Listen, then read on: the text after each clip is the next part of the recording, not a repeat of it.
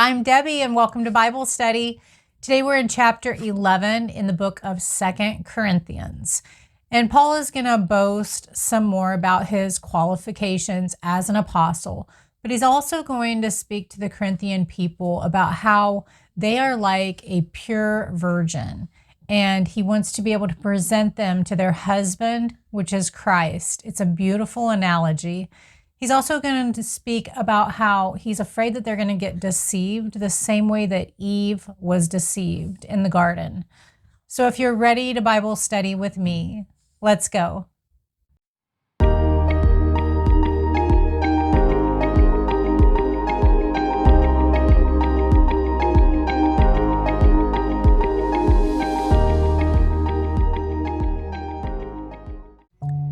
Dear Heavenly Father, we come to you with thanksgiving, and we ask that you give us knowledge, understanding, and wisdom as we study your word together today. Do your work in us in your perfect timing, and help us to be sensitive to your leading in our lives. Give us a fresh insight, and let us leave today's study with a new perspective. In Jesus' name we pray. Amen. Chapter 11.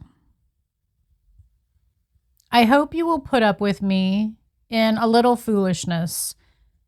Yes, please put up with me.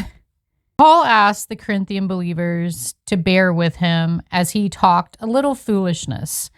In other words, Paul felt foolish rehearsing his credentials as a preacher of the gospel. But he thought that he had to do this to silence the false teachers. Verse 2, I am jealous for you with a godly jealousy. I promised you to one husband, to Christ, so that I might present you as a pure virgin to him. Paul was anxious that the church's love should be for Christ alone, just as a pure virgin saves her love for one man only. By pure virgin, he means a church unaffected by false doctrine. Verse 3, but I am afraid that just as Eve was deceived by the serpent's cunning, your minds may somehow be led astray from your sincere and pure devotion to Christ. The Corinthians' sincere and pure devotion to Christ was being threatened by false teaching. Paul didn't want the believers to lose their single-minded love for Christ.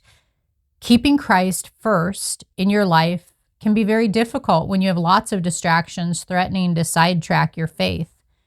Just as Eve lost her focus by listening to the serpent, you too can lose your focus by letting your life become overcrowded and your priorities confused.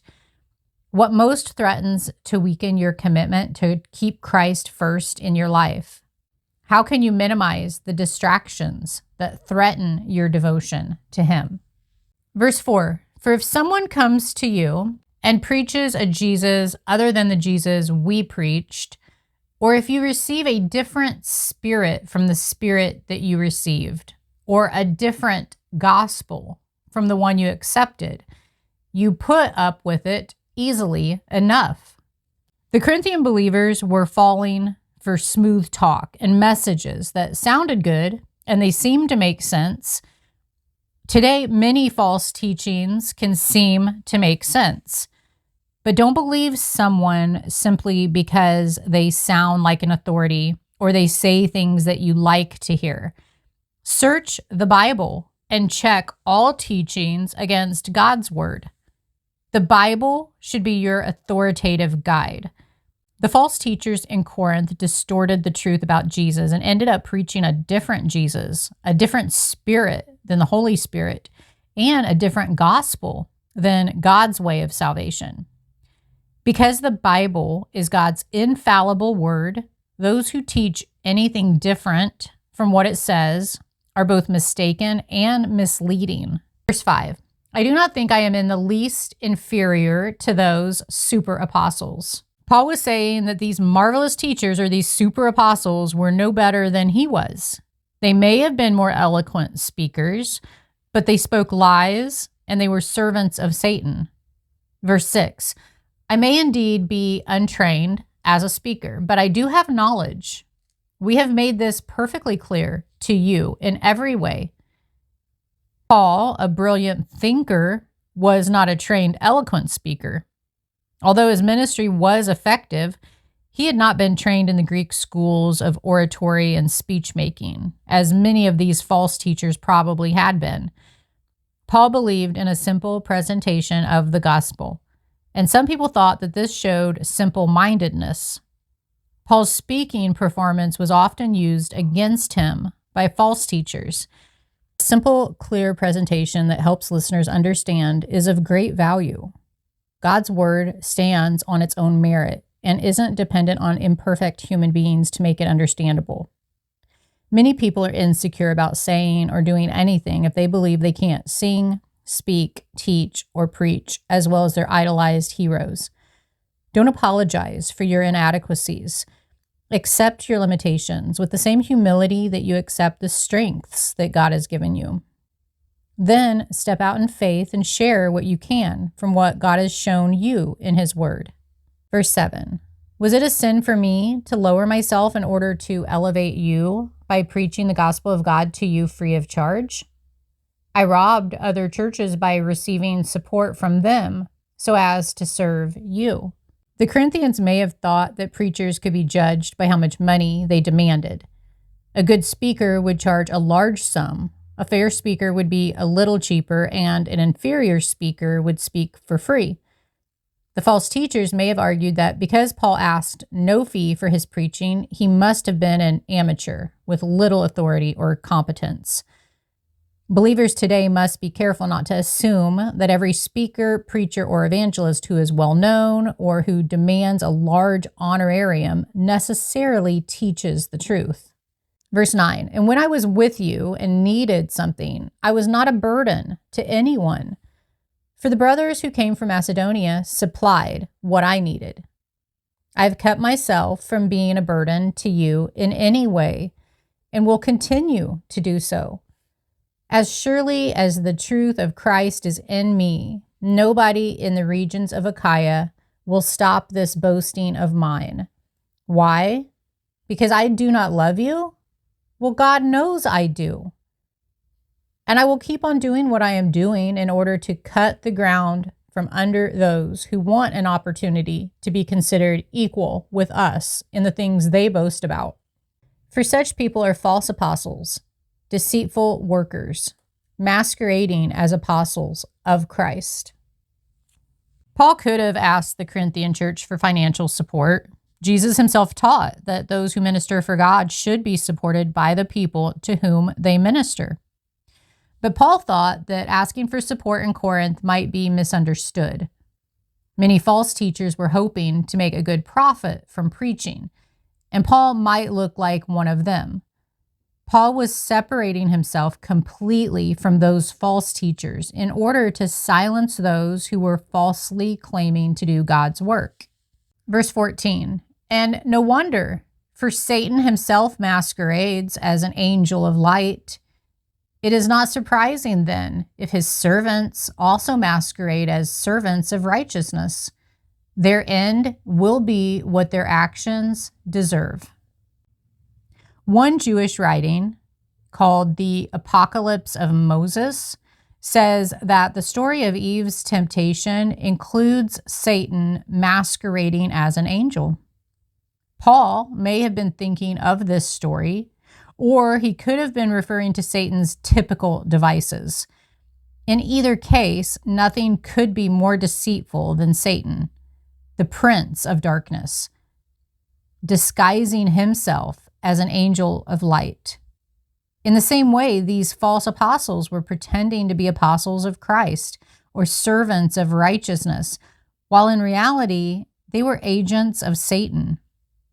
Satan and his servants can deceive us by appearing to be attractive, good, and moral. Many unsuspecting people follow smooth-talking, Bible-quoting leaders into cults that will alienate them from their families and lead them into practicing immorality and deceit. Don't be fooled by external appearances. Our impressions alone do not accurately indicate who is or isn't a true follower of Christ. So we should ask these questions of leaders who claim to preach Christ.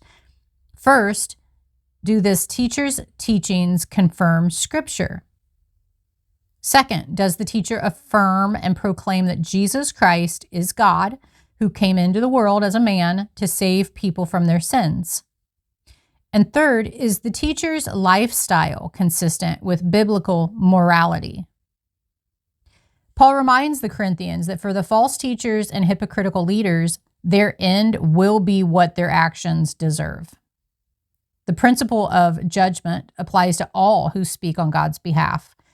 The Apostle James said that teachers will be judged by the Lord with closer scrutiny than those who sit under their teaching. Each time you sit down with the Scriptures to prepare a lesson or a sermon, spend some quiet moments in prayer, asking the Holy Spirit to guide your preparation, keep you squarely in the truth, and guard your heart from bad motives. Verse 16, I repeat, let no one take me for a fool. But if you do, then tolerate me, just as you would a fool, so that I may do a little boasting. In this self-confident boasting, I am not talking as the Lord would, but as a fool. Since many are boasting in the way the world does, I too will boast. You gladly put up with fools since you are so wise. In fact, you even put up with anyone who enslaves you or exploits you or takes advantage of you or puts on airs or slaps you in the face. To my shame, I admit that we were too weak for that. Whatever anyone else dares to boast about, I am speaking as a fool. I also dare to boast about. Are they Hebrews? So am I. Are they Israelites? So am I. Are they Abraham's descendants? So am I. Are they servants of Christ? I am out of my mind to talk like this. I am more. I have worked much harder, been in prison more frequently, been flogged more severely, and been exposed to death again and again. Paul presented his credentials to counteract the charges that the false teachers were making against him. He felt foolish boasting like this, but his list of credentials would silence any doubts about his authority. Paul also gave a list of his credentials in his letter to the Philippians. Verse 24, 5 times I received from the Jews the 40 lashes minus 1. Whoa, 5 times. Jeez. Verse 25, 3 times I was beaten with rods. Once I was pelted with stones. 3 times I was shipwrecked. I spent a night and a day in the open sea. I have been constantly on the move. I have been in danger from rivers, in danger from bandits, in danger from my fellow Jews, in danger from Gentiles, in danger in the city, in danger in the country, in danger at sea, and in danger from false believers. I have labored and toiled and have often gone without sleep. I have known hunger and thirst and have often gone without food. I have been cold and naked. Paul was angry that the false teachers had impressed and deceived the Corinthians. Therefore, he had to reestablish his credibility and authority by listing the trials that he had endured in his service for Christ. Some of these trials are recorded in the book of Acts. I'm going to put tons of scripture up here on the screen, and they're all from Acts. And if you'd like, you can go and find my videos here on YouTube of where I've already done the Bible study on the book of Acts. And that may help you to read those, and they correspond here with what we're reading about in 2 Corinthians as well. Because Paul wrote this letter during his 3rd missionary journey, his trials weren't over. He would experience yet further difficulties and humiliations for the cause of Christ. Paul was sacrificing his life for the gospel, something the false teachers would never do. The trials and hurts that we experience for Christ's sake build our character. They demonstrate our faith and prepare us for further service to the Lord. Verse 28, besides everything else, I face daily the pressure of my concern for all the churches. Who is weak and I do not feel weak? Who is led into sin and I do not inwardly burn? If I must boast, I will boast of the things that show my weakness.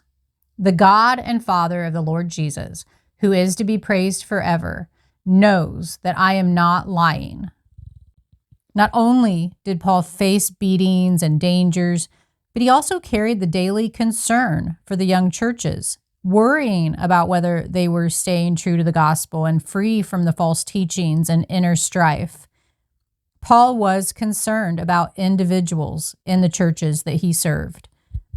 If God has placed you in a position of leadership and authority, treat people with Paul's kind of empathy and concern.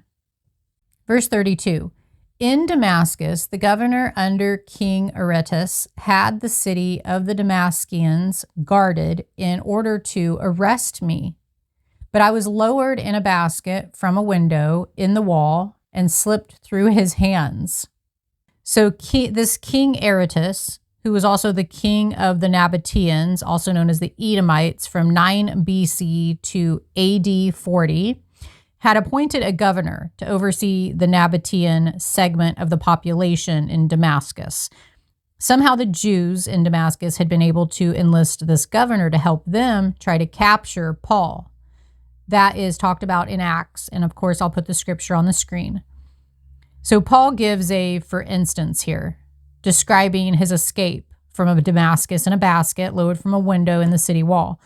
Paul recounted this incident to show what he had endured for Christ. The false teachers couldn't make such claims.